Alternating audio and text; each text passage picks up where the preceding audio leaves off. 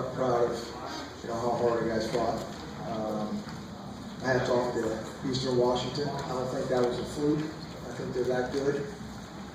Second in the league. The quarterback, Mr. Adams, is he's deadly accurate, gets the ball out quick, never panics. He's a playmaker, fun guy to watch if you're in the stands in red, not so much on our side. But my hat's off to those guys, they played good. Really proud of our offense. Did what they need to do, made a lot of strides, improvements, started with our O-line, going to our running backs. Proud of Cyler, getting his first chance, and being pretty efficient out there for the first time. So, kind of figured it might come down to a game of turnovers and those type of things. And I thought there was 3 huge plays, 2 of them turnovers they got, which was probably the difference, along with Brian Clay recovering that onside kick. That he doesn't get that. That's a short field. And I thought that was a good gutsy call by Cole Baldwin and company over there. And luckily Brian Clay was on point. And he's a heck of a player, and as well as Austin. How much of a concern is the interceptor? Yeah, extremely. We got to play a lot better than that. So, I told the guys last night, all we're going to do right now is learning. I mean, that's what it is. I told them, I don't care what the score is, what happens. We are going back to work on Monday, and that's always going to be our mindset. And if it's not, then we can't work with it. And it doesn't matter what happens. So last week, the defense was really pretty good. Offense couldn't do a whole lot. We flip it this week. A reversal of fortunes, and hopefully eventually we can put two good sides together and play good special teams and get something going. With Cyler, his 2 first starts are 69 points and 59 points. Yeah, I hope that's a good omen, huh? Yeah, what is it about him that just seems like people feed off his ability to move the team?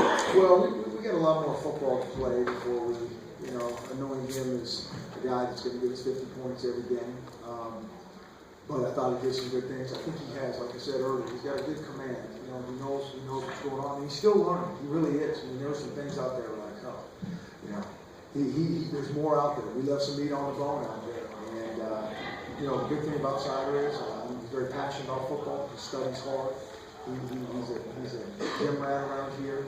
And so he'll continue to get better and be more effective as well. Disciplinary, taking Marcus Peters out after the Yeah, I'm just not into stupid penalties. And it's really easy for me. It's not even an issue whether guys are going to play or not. We're not going to conduct ourselves the right way. And so you don't play like we want you to play, conduct yourself right, you're not playing. It's not even a decision for me. It's easy. You talk about DB's performance after taking him out there, really you don't that much in terms of yardage. I thought our guys stepped up, played. It was good to get some other guys in there and let them compete. Have you gotten out of LeVon Coleman kind of what you expected? Or has he exceeded? No, he's kind of exactly what we thought. I mean, he's a tough, hard-nosed runner. All those guys did a good job. That was my committee, and those guys are a great committee so far. I mean, I was proud of Coop getting in there, getting some hard yards, and that guy, my hat's off to him.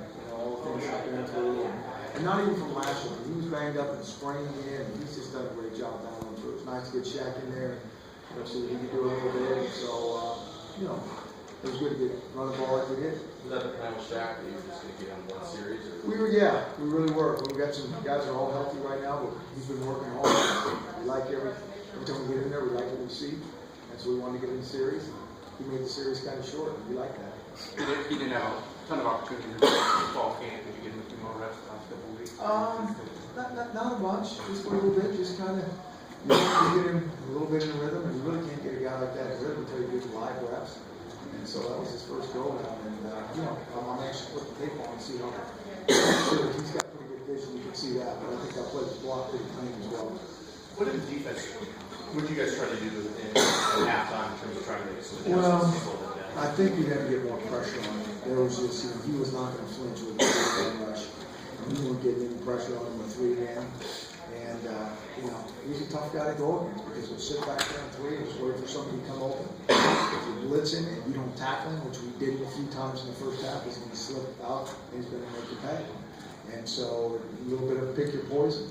But I thought our guys rallied a little bit better in terms of pass rush. Gokowski sent a little bit more pressure on him, and I think that worked a little bit better for us. Did you anticipate it might turn into that kind of shootout, just knowing what you did in their offense and potential? Yeah, I never know how these games are going to go. You know, I didn't anticipate the last one, Hawaii, being 16, 17.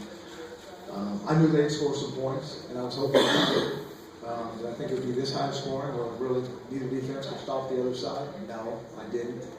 But I'm glad we got a few more points, and we'll go back to work on Monday. And, like I said, I think people don't realize how many guys we lost out of that secondary here last year. They're really good players. There's 3 really good, solid players back there. And so now we got kind of all new guys in there, new schemes, and we got to get them dialed quickly. I guess, Coach, can you talk about the first game here as the head coach in front of the home stands and running out of the tunnel and playing here? Yeah, it was awesome. It was great. I loved it. It was so cool. I mean, when you look up there at those rafters and see all those people, those triple decks, it's really a thing. It's awesome. And then they started the Go Dogs chant, and that's impressive. I don't think they know how impressive that is from down on the field, and so I really enjoyed it, and I appreciate everybody coming today and bringing energy, and I hope they enjoyed the game. I know everybody's going to be defense this and defense that, but it was a heck of a football game.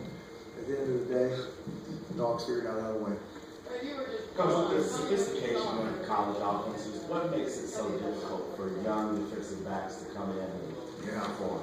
There's just a lot of space out there. You spread offenses, you just spread them out. And you get a mobile quarterback that can keep things alive or carry the ball. That's one of the things that really changes it from the NFL, in my opinion. Because you gotta, we're nervous about getting our quarterbacks beat up too, but it's a little bit of college football, and you just don't see that very much in pro football. I've seen a little bit of it, I've seen more of it, but just the fact that you're spreading them out, I think the fact that linemen can go downfield basically on passes, those run play actions, is really, really tough on the linebackers. I mean, in the old days, linemen come off, the old days, 3-4 years ago, linemen come off the ball to run block you, they're going to hit it like a ton of bricks. And you can't do that anymore. You have to make sure these receivers that are coming behind you for throwing lanes, that he is going to hand it off. So it's almost like play pass first and then come up to defend. And, I think that, we talked for a long time about this, but I think that coupled with, the high schools, they're just throwing the ball more, they're running the spread offenses, that they're more sophisticated when we get them. And so it's just, it's tough being a defensive guy these days right now. Coach, defense struggled today, but Dan Shelton just seems to be really getting out front. I'm really proud of Danny. I thought Howard played well, too. But Danny, he is a big guy, strong. That type of game isn't really his type of game. That's not really his strength. This is like run the ball at 50 times a game and then clog up the middle. And that's not Eastern style. He played a lot of snaps. He's getting pressure in there. Like I said from the start, I've been proud as Danny as anybody that I've been around from we came in here and December, January to where he is right now as a player, as a person, as a leader on this team. He's done a great job. How old is he? Just having a drop back to the coverage. He's just so effective rushing the passer. He's did more to get his hand down over there. I like it when he's going after the quarterback, when he's going the other way. But we got to do some different things, and other guys will get to the passer. But I think we're still learning our guys and what works best for us. And we can't do any 1 or 2 things on defense, or we'll really be in trouble. But this will be a good tape to put on. There's no question. And so hopefully some of our young DBs will play a little more confident and make plays. I think Mr. Adams made some spectacular throws and really good catches by the receivers. A couple of our young DBs were right there. They just made a really good throw and a really good catch. That's always our thing. Is they kind of earn it. We don't want guys wide open in seams and running, and we're not tackling well.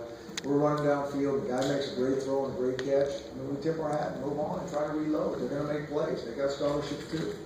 With the hands to the face, was that technique? Was that discipline? Or was the a little bit of both. I think it's a little bit of both. I've never seen that called so many times, and so that'll be a point of emphasis without question. That really hurts. You know, our unsports, Keyshawn got one, slide in on the quarterback leg, Marcus got a penalty, and hands to the face, we're offsides, against an offense like that kills us. That really hurts. And so that is discipline, that is technique, and so, we gotta get some things figured out in a hurry on those type of things.